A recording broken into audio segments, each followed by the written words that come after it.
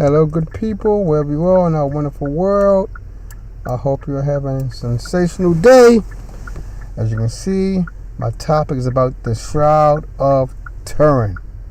But as I always like to say, whether you are atheist, agnostic, a Buddhist, a Muslim, whatever you decide to be, you're welcome to stay. The reason I'm going over this, because there's been much controversy about the Shroud. Now, if you have moderate level of biblical knowledge, you definitely have heard about the Shroud. And for me, since I'm up in age, I'm middle age, I've been hearing about the Shroud since the 1980s, maybe even the late 70s, when I became aware. But I definitely was a teenager in the 1980s. I was a teenager, and when I was studying the Bible, I did hear about the Shroud. And the good thing about it,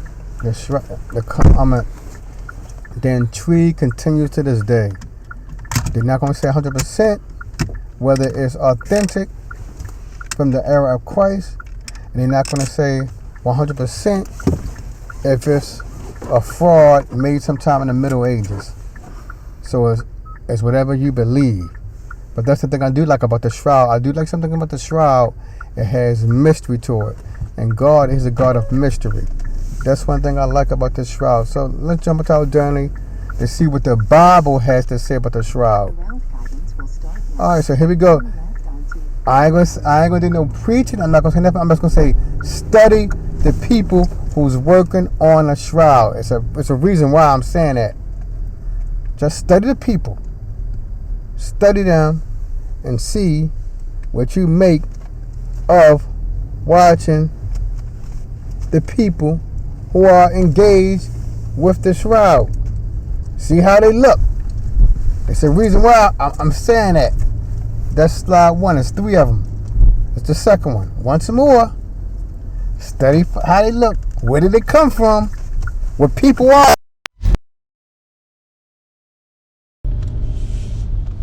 Look at the people. Last one. Again, look at the people in this picture. Do you recognize anyone? Does anybody look similar to you? Now, here's the point of it. Do you see any Asians in these 3 pictures? I'm not going to say nothing. Do you see any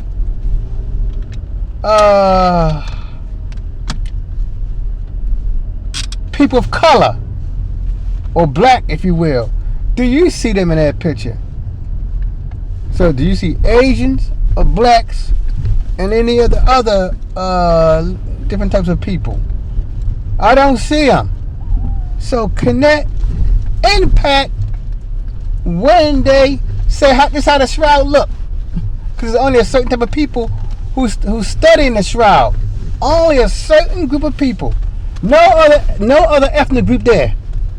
And I ain't gonna say what group they came from, but you can tell who they came from. You can tell what's their ethnic group. There's only one type of people, one type of ethnic group studying the Shroud. So is it any wonder how they make the Shroud look? Let's move on. Okay, this is my point right here. Now, when it comes to Christ's Shroud, as we're going to learn, when I get into the biblical text, there were guards placed at his tomb. Roman guards.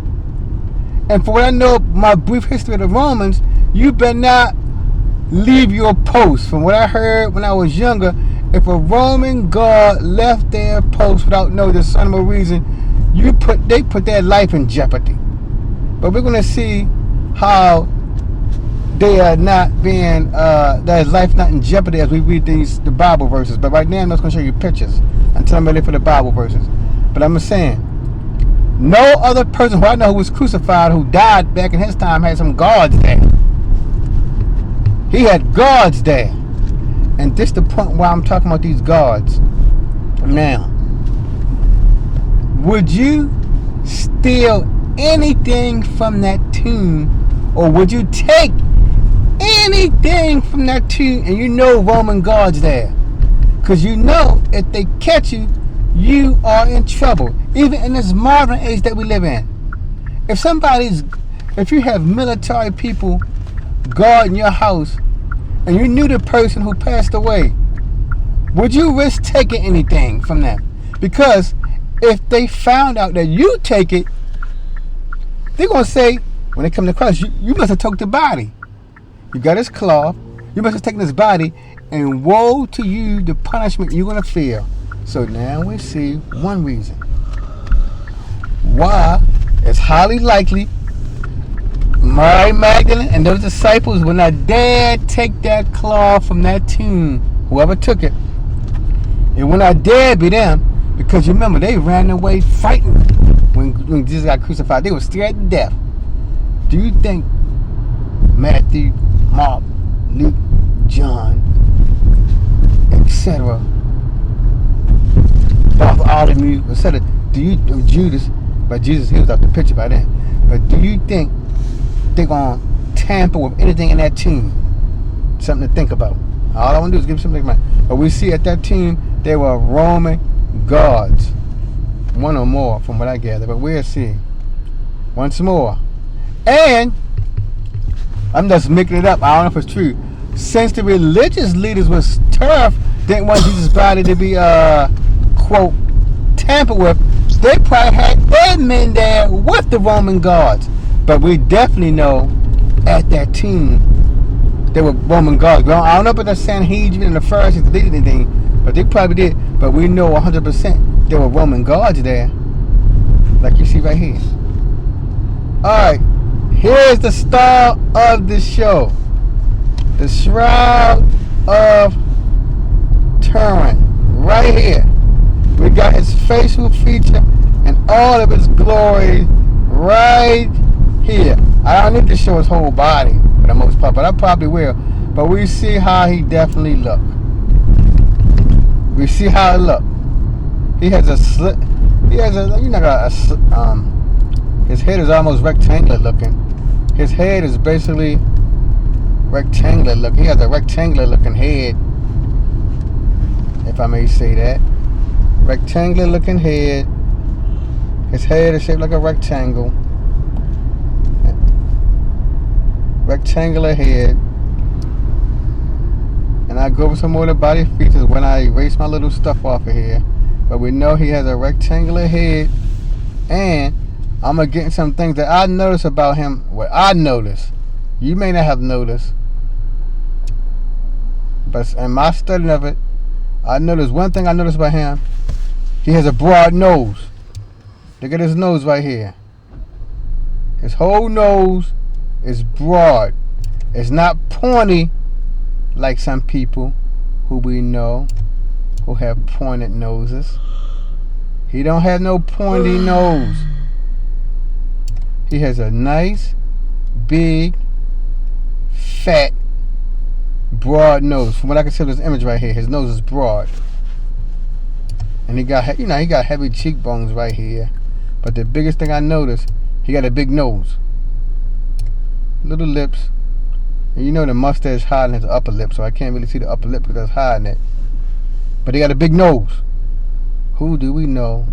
What people who we know have a big nose? Alright, here's one of his. Now we're starting to see it right here. We saw the people who was researching that shroud.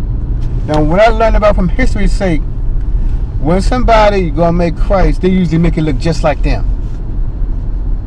They usually make it look just like them. We saw in the beginning, before I did anything, all the people who was taking measurements, readers from that shroud. They was not Hispanic, from what I can see.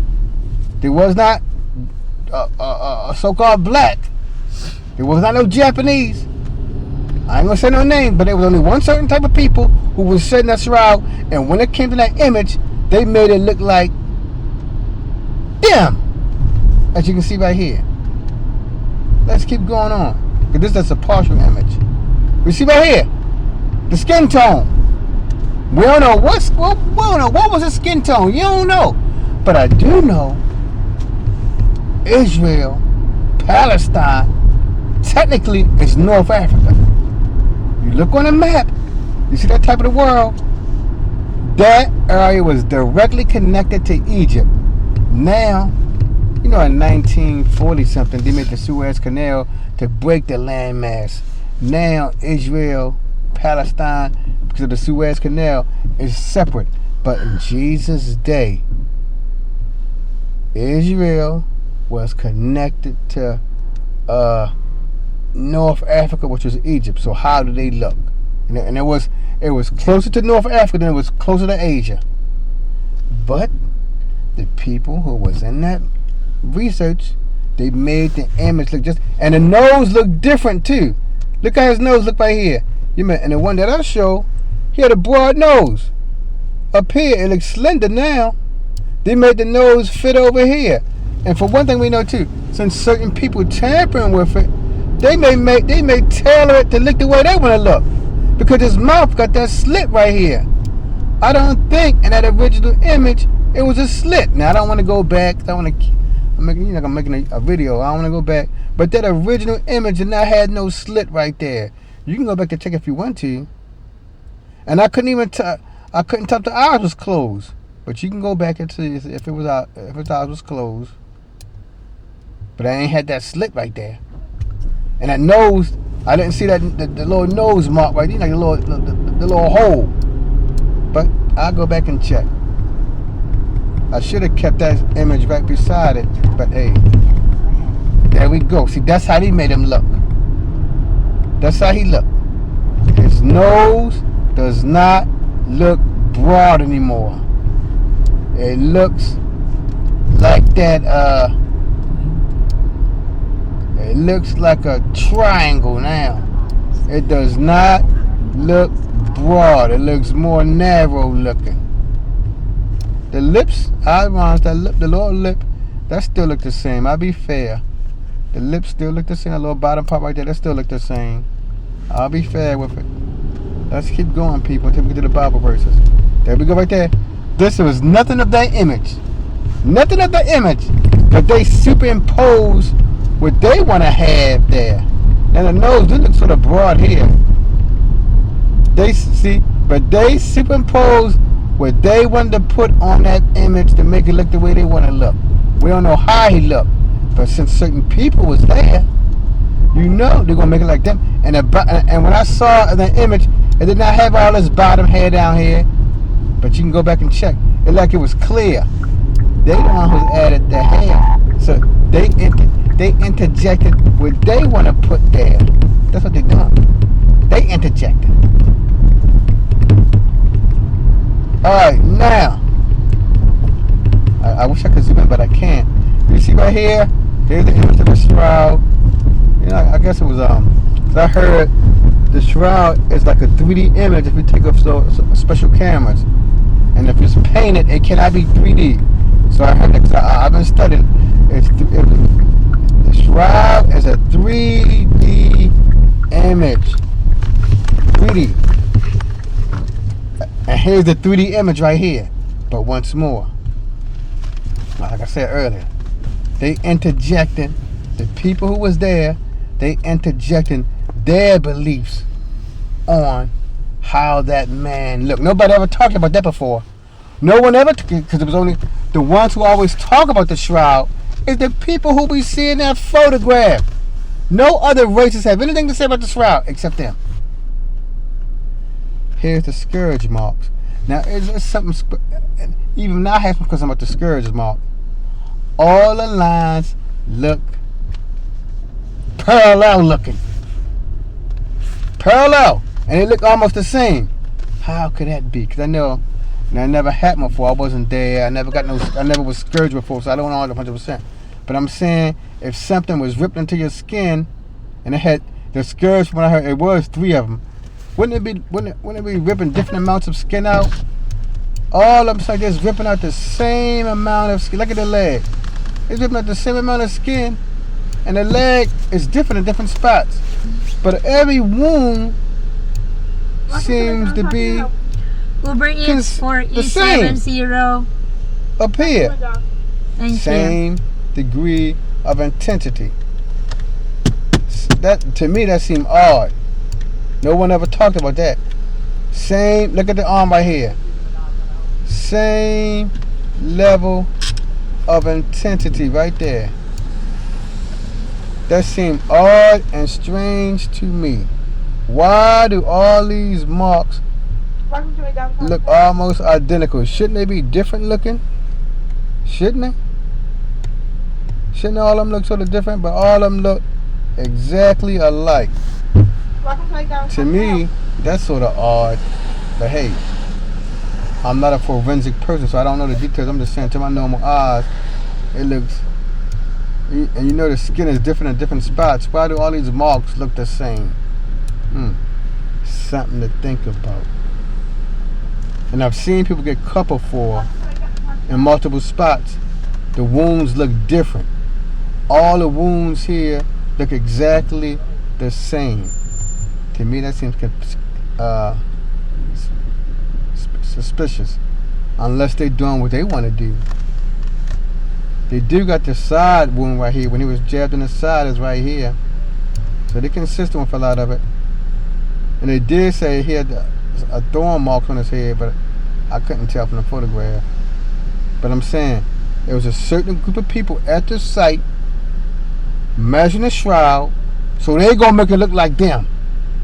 He may look nothing like them, but they're gonna make it look like him. That's it. There we go again. Once more, the wounds, they almost look consistent. If you're getting scourged, shouldn't they look a little bit different looking? Shouldn't they look different? Shouldn't they look more potent, more devastating? But all of them look exactly, almost alike. And they following the same pattern too. Yeah, they following this pattern right here. That's the pattern all the marks are taken. And they nearly parallel to each other too. And I said nearly parallel. All the marks, that seems suspicious to me. Because when they beat him, they beat him to the left, then it came to the right. Left, right. Why are there no intersecting wounds on him? None of his wounds seem to be intersecting. All of them seem to be separate and unique. No one ever brought that up. All the wounds are separate. No wounds are crossing each other. You know, when I said earlier, they hit him from the right, and they went back on the left side and smashed him on the left. None of the wounds seem like they intersect each other like here. No wounds cross each other. That seems odd, doesn't it?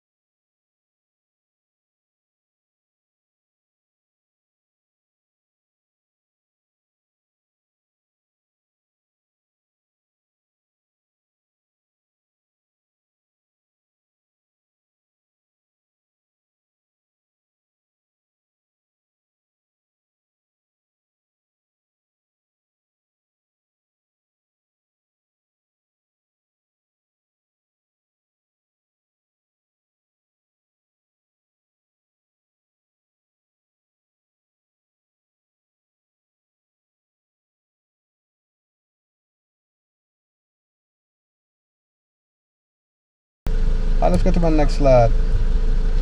Now we get into the Bible verses now. Bible part. Matthew 27, verse 62 to 65. The next day, one of the Pharisees, the next day on the day of preparation, you know, it's the Sabbath, the chief priests and the Pharisees went to Pilate. So they're going to talk to Pilate about Christ. They're going to talk to him about this Christ.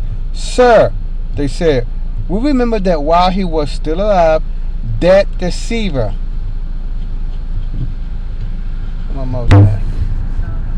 That deceiver said, after 3 days, I will rise again.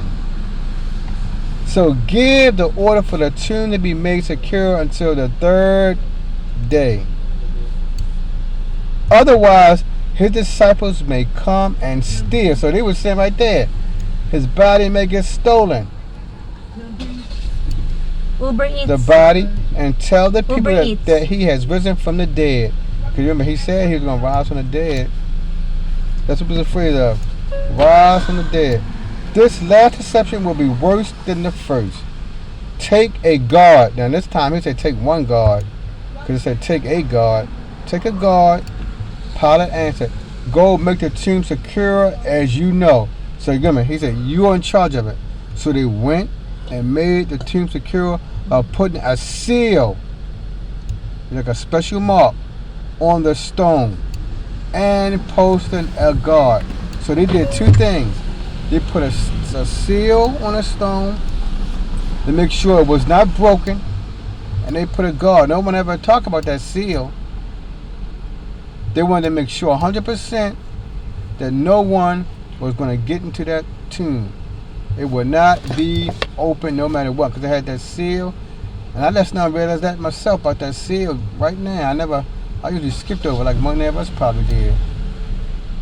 Oh, this is John chapter 19, verse 38. E70. Later, Joseph of Arimathea asked Pilate, once more, they're talking to Pilate, for the body of Jesus.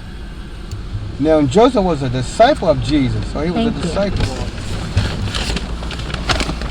But secretly, because he feared the Jewish leaders, so he still feared them, with Pilate's permission. So he had Pilate's permission, he came and took the body away. He was accompanied by Nicodemus. We all heard of Nicodemus. The guy who said, how can I be born again? The man who earlier had visited Jesus at night. Nicodemus brought a mixture of myrrh and aloes, about 75 pounds worth of body adornments. Taking Jesus' body, the two of them wrapped it with the spices and strips of linen. So it was men, not women, took care of the body. Men. This was in accordance with Jewish burial customs. At the place where Jesus was crucified, there was a garden, and in the garden, a new tomb. He was placed in that new tomb, in which no one had ever been laid. So he was put in a fresh tomb. Because it was the Jewish day of preparation, and since the tomb was nearby, they laid Jesus there. So he was placed in a brand new tomb with nobody in there. Down to 68.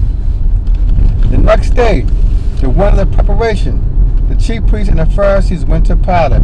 Sir, and this is coming from a different part of the Bible. Sir, they said, we remember that while he was still alive, the deceiver said, after 3 days I will rise again. So give the order for the tomb to be made secure until the third day. Otherwise, the disciple may come and steal the body and tell the people that he has been risen from the dead. This last session will be worse than the first. So he said, take a guard and do what you got to do. This is coming from Mark chapter 15. It was preparation. Again, we're still on preparation day. That is the day before the Sabbath, as I said earlier. The day before the Sabbath. You know, when you got your food ready, because they didn't cook or do nothing on Sabbath, so you got the food ready, you clean the house, whatever. So, as evening approached, Joseph of Arimathea, a prominent member of the council, who was himself awaiting the kingdom of God, went boldly. So he didn't go up fearfully. He boldly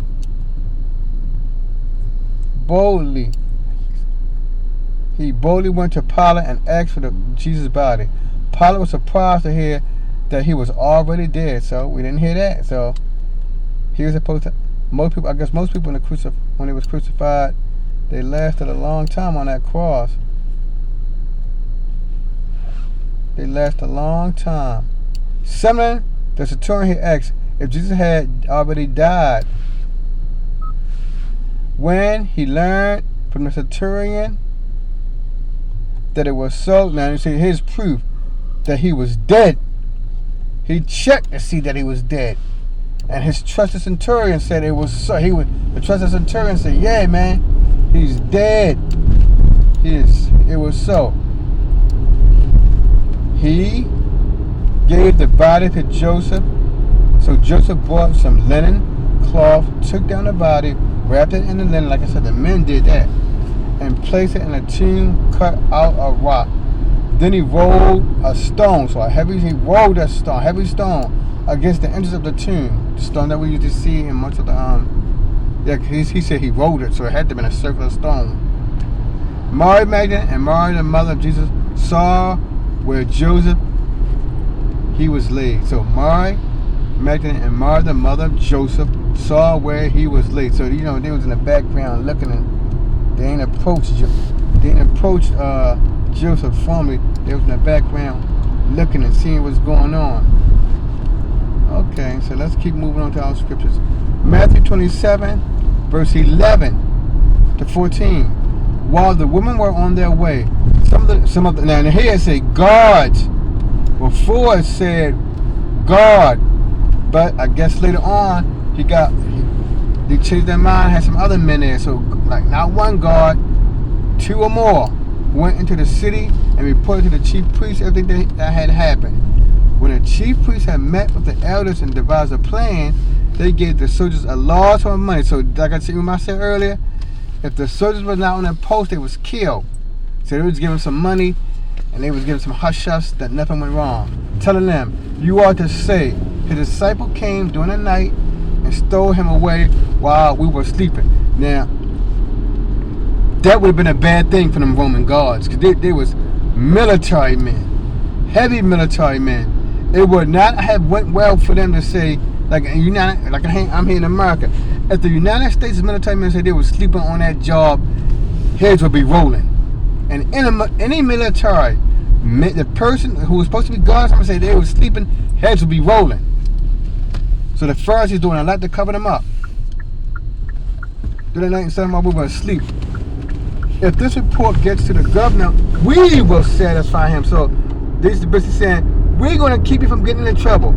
We will satisfy him and keep you out of trouble, as I was saying. We're going to help you all out. We're not going to let nobody execute you. We're going to speak up for you. We ain't going to let nobody kill you, man. We're going to help you all out. So the soldiers took this money and did as they were instructed. And this story has been widely circulated among the Jews to this very day. Okay, so you remember, they put a plot that his body was stolen by the disciples. But you remember, they were scared to death. So why would they come and steal the body from Romans? They know what the Romans would have done to them. The Romans didn't play no games. There was no slap on the wrist. You steal a body under Roman jurisdiction, you're in deep trouble. It's coming from John chapter 20, verse 20 to 20, or verse, I got 10 down here, but I'm just going to read it. Now, on the first day of the week, Mary Magdalene came to the tomb early. It was still dark, so it was dark. So usually in the movie, they usually show him coming there with the sun rising up. It was dark. And saw that the stone had been taken away from the tomb, so it was rolled away. So she ran and went, and the seal was broken. Remember, they had a seal. The seal was broken. So she ran and went to Simon Peter and the other disciples, the one whom Jesus loved, and said to them, they have taken the Lord out of the tomb. So she said, they have taken. Not he rose. They have taken the Lord out of the tomb, and we do not know where they have laid him. So Peter went out with the other disciple, and they were going toward the tomb. Both of them were running together, but the other disciple outran Peter and reached the tomb first and stopped to look in. He saw, okay, here we go again. Here we go. He saw the linen cloths lying there, but he did not go in. So remember, the disciple didn't touch that cloth. The The disciples did not touch that cloth. It said he saw the linen cloths, but he did not go in. Because I said, if he would have went in, the Romans would have said something. Somebody else, stitches are everywhere. He saw the cloth down there, but he did not go in. Then Simon Peter came, followed him, and went. Now Simon went into the tomb. He went into the tomb. He saw the linen cloth lying there and the face cloth. So he saw the linen cloth and the face cloth. And the shroud people need back it up as a linen cloth and a face cloth, which had been on Jesus' head, not lying with the linen cloth. So the cloth was removed, but folded up in the place by itself. Then the other disciple who had reached the tomb first also went in, and he saw and believed, for as yet they did not understand the scripture, that he must rise from the dead. Then the disciples went back to their home. So nobody didn't say they took the cloth. They didn't take anything. They went back to their home to do what they had to do. No one said they took anything. Let me do something real quick. Hold on, people. I gotta do something real. I gotta take out some tasks real quick. Alright, let me see what I'm doing. Can I write on? Okay, I can write. John chapter 20. I'm still in chapter 20. This comes from verse 11. But Mary stood weeping outside. Now this time it says Mary is weeping. She's weeping outside the tomb because he's gone. And as she wept, she stopped to look into the tomb. So she didn't even go in. She didn't even just looking into the tomb. And she saw two angels in white sitting where the body of Jesus had lain, one at the head and one at the feet. They said to her, "Woman, why are you weeping?" She said to them, They have taken away my Lord, and I do not know where they have laid him." So that's why she's crying. She said, "They have taken my Lord, and I don't know where they've laid him." Having said this, she turned around and saw Jesus standing, but she did not know that it was Jesus. Jesus said to her, "Woman, why are you weeping? Whom are you seeking?" Supposing to be the gardener, she said to him, "Sir, if you have carried him away, tell me where you have laid him, and I will take him away." Jesus said to her, "Mary." She turned and said to him in Aramaic, "Rabboni," which means teacher. Jesus said to her, "Do not cling to me, for I have not yet ascended to the Father, but go to my brothers and say to them, I am ascended to my Father and your Father, to my God and your God." Mary Magdalene went and announced to the disciples, "I have seen the Lord, and that he had said these things to her." Now, here's the important point, my people. Nowhere in here did they say she took the linen cloth. So my point is, from these readings, we know whatever happened, the disciples and those women did not touch that cloth. They just let it right there. Because I'm telling you, if they did, they would have been in trouble with Rome. The Romans was hard on them anyway. If they took that cloth, the Romans and the Pharisees would have gotten them hard. And that would have made the Pharisees' story look true, that they took the body. Because, if you got the cloth, you got the body. This comes from Luke chapter 24. On the first day of the week, very early in the morning, the woman took the spices they had prepared and went to the tomb. They found the stone rolled away from the tomb, but when they entered, they did not find the body of Lord Jesus. While they were wondering about this, suddenly two men in clothes that gleamed like lightning stood beside them. And in their fright, the women bowed down with their faces to the ground. But the men said to them, "Why do you look for the living among the dead? He is not here. He has risen. Remember how he told you while he was still with you in Galilee.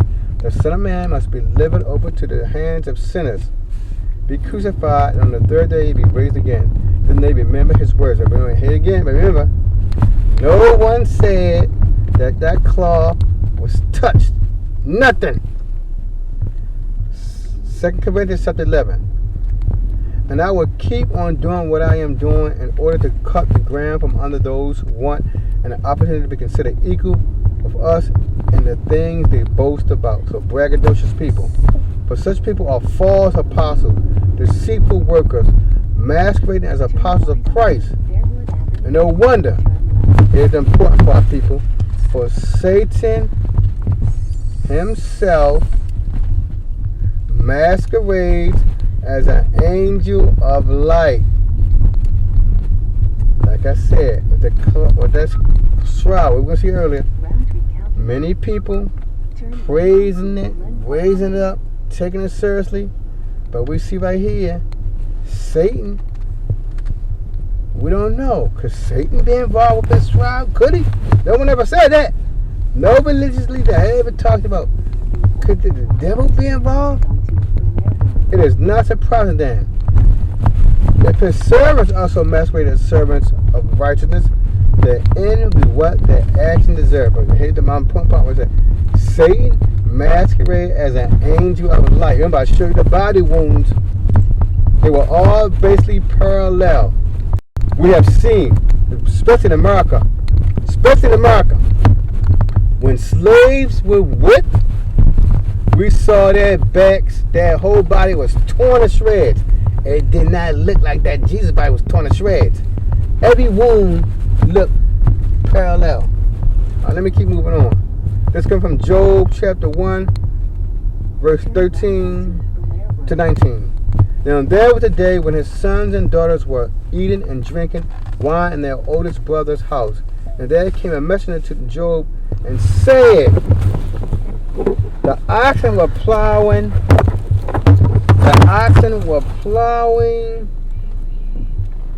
and the donkeys feeding beside them.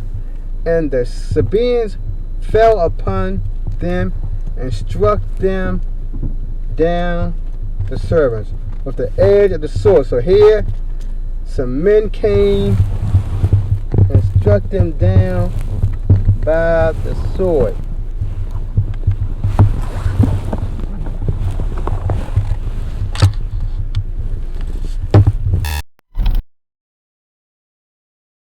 Struck them down with a heavy wound.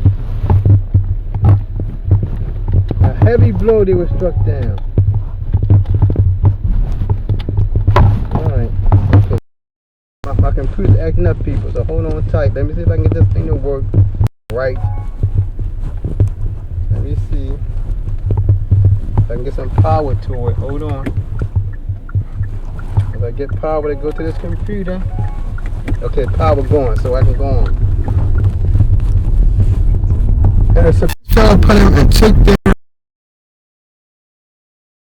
And I alone have a skip to tell you, so that's strike one. Strike one. So we got one strike. While he was yet speaking, there came another and said, the fire of God, oh my God. Then he said, the fire of God, a miracle. The other one was more human. It was human fighting human. The fire of God fell down from the heaven and burned up the sheep and the servants and consumed them. And I alone have escaped to tell you. While he was yet speaking, there came another and said, the Chaldeans formed three groups. So now we got another one. This human right here, the Chaldeans. The Chaldeans came, so formed three groups and made a raid on the camels and took them and struck down the servants with the edge of the sword. And I alone have escaped to tell you. While he was speaking, there came another and said, your sons and your daughters were eating and drinking wine in their oldest brother's house, and behold, a great wind.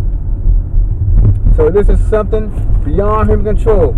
Came across the wilderness and struck the four corners of the house, and it fell upon the young people, and they all died. So we see right here, not one thing happened. Let me see. Not one, not two, three, four powerful things happen in a quick succession. Now, if you know anything about Job, you know Satan was involved in this. Satan, the one who did all of this. Satan did four terrible things to Job. But my point is, we see I'm going to the supernatural part. He used fire, and then he used wind. He said, and he said, a great wind, a wind came. So humans, now human can attack human, but humans don't control fire from the sky, and we don't control the wind.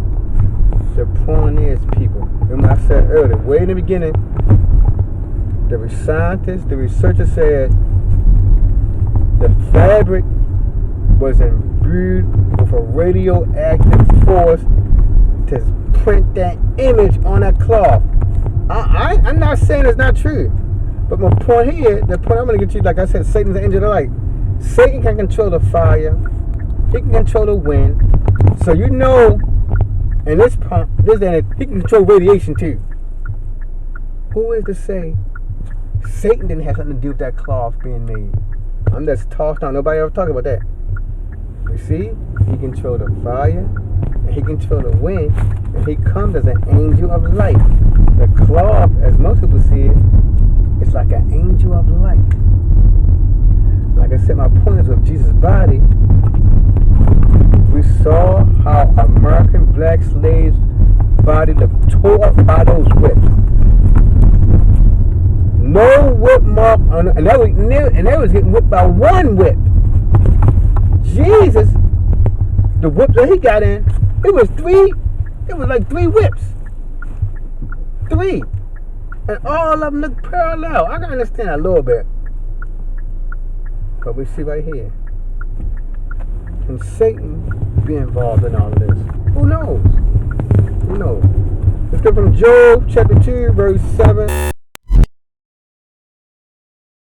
So Satan went out from the presence of God and afflicted Job with painful sores. So he did something that no human could do. No human can give swords. So this is power that transcends human comprehension. From the soles of his feet and scraped himself with it as he sat among the ashes. Maintaining your integrity, curse God and die. He replied, you are talking for foolish woman. Shall we accept good from God and not trouble? And all this, Job did not say what he said. But my point is, good people, Satan was able to manipulate Job's human body. So who's to say, if he did it, that he cannot tamper with that shroud? No one ever said that. I'm just tossing out ideas. That's all I'm doing. Next slide. This comes from Acts chapter 19. It's going a demon. So some Jews who went around driving out evil spirits tried to invoke the name of Jesus over those who were demon possessed. They would say, in the name of Jesus, whom Paul preaches, I command you to come out. So here we go. Here's the important thing right here. 7. I'm going to put it right here. 7 in blue. 7 in yellow. 7 in green. 7. 7 Saint Asaph, a Jewish chief priest or a person of renown, were doing this. One day, the evil spirit answered them, Jesus I know. I underline. Jesus I know. Paul I know. But who are you? Then the man who had the evil spirit jumped on them and overpowered them all. He gave them such a beating, he beat them terribly, that they ran out of the house naked and bleeding. They ran out bleeding. I'm going to underline it, circle that. Bleeding. My point is, people, there were 7 men. One person can never defeat 7 men. That does not happen. If you love watch martial arts movies, Bruce Lee movies, Steven Seagal movies, they never fight no 7 men. Bruce Lee, they may attack 2 or 3, but no fighter in any movie ever fights 7. So you see right there, Satan has tremendous power. When a demon entered those humans, it had the strength of 7 men. So that's basically like superhuman level strength. It can defeat 7 humans, superhuman levels. Where he came out bleeding, that means he got beaten terribly. Terribly. This comes from John chapter 10. Therefore Jesus said again, verily, verily I tell you, I am the gate for the sheep, and all who have come before me are thieves and robbers. But the sheep have not listened to them. I am the gate. Whoever enters through me will be saved. They will come in and go out and find pasture. The chief comes on. Here we go. The thief. We know who he's talking about here, Satan. The thief comes only to steal, kill, and destroy. I have come that they may have life and have it abundantly. So we see right here, people, the thief is Satan. His purpose is to steal, kill, destroy, and it causes chaos and mayhem. The shroud, is it bringing people together, or is it causing some type of confusion? Which one is it? Confusion. Up until this day, 30 years later, still debates about it. And God is not a God of confusion. This is coming from Leviticus chapter 26, verse 1. You shall not make idols for yourselves, or erect an image or a pillar, and you shall not set up a figure stone in your land to bow down to it, for I am the Lord your God. As you probably see, if you do some research, people treat that thing as if it was Christ's actual clock. They treat that thing with highest respect, like it's a holy relic. It's holy. Deuteronomy 4:16. Beware lest you act corruptly by making a carved image for yourselves in the form of any figure. I don't care. So this can include that daggone that sketch thing. The likeness of male or female. That thing is not likeness of a male. So God said, you should not be holding that thing up, holding up to the holy heavens like some people doing. Deuteronomy chapter 4 again. Therefore watch yourselves very carefully, since you saw no form on the day that the Lord spoke to you at all, or out of the midst of the fire. Beware, lest you act corruptly by making a carved image for yourselves in the form of any figure, the likeness of male or female. Said, I don't want you worshiping anything. Do not be treating anything with holy respect and holy dignity. I don't want none of that. Like I said, repeat now. We see everybody here, people. We see how they're giving this artifact divine respect. Divine respect. We don't know who imaged that, but they're giving that thing respect. Once more, you see the people right there?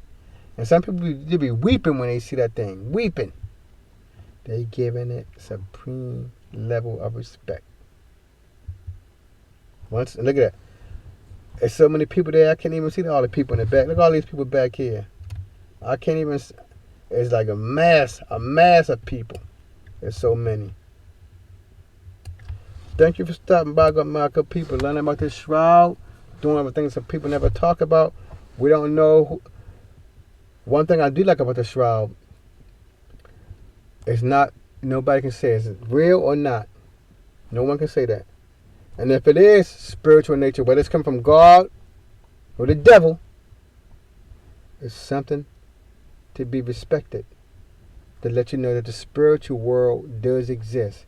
Because from what I heard, they said he probably got transfiguration through that. His body probably got transformed. He went through the cloth. That's what he was saying. He went through the cloth. So who knows? Thank you for this lesson, Father. Thank you for putting it in my heart to do this. May you continue reading the Bible and keep walking on with God. Amen.